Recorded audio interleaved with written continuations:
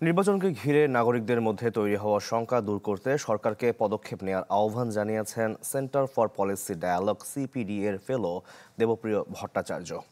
সোমবার ময়মনসিংহ নগরীর ব্র্যাক লার্নিং সেন্টারে নাগরিক প্ল্যাটফর্মের উদ্যোগে আয়োজিত প্রাক নির্বাচনী সভা শেষে কথা বলেন তিনি। আরও বলেন, জাতীয় নির্বাচন ঘিরে নিরাপত্তার অভাব সুষ্ঠু ভোটের জন্য বড় প্রতিবন্ধকতা, তাই শঙ্কা দূর করে আস্থা ফিরিয়ে আনতে হবে।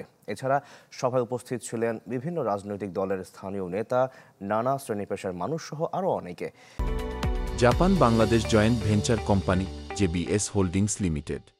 সেখানে কর্মসংস্থান, চরাঞ্চলের মানুষের সুবিধা বাড়ানো, শিক্ষা ও স্বাস্থ্য সেবার উন্নয়ন সহ নানা দাবি উঠে আসে।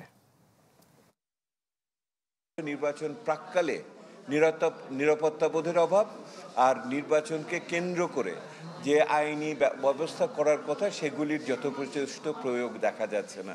সেই জন্য নাগরিকদের ভিতরে অস্বস্তিবোধ আমরা দূর করতে পারি নাই। সরকারের পদক্ষেপ, নির্বাচন কমিশনের পদক্ষেপ, প্রশাসনের পদক্ষেপের দিকে তাকিয়ে আছে জনগণ।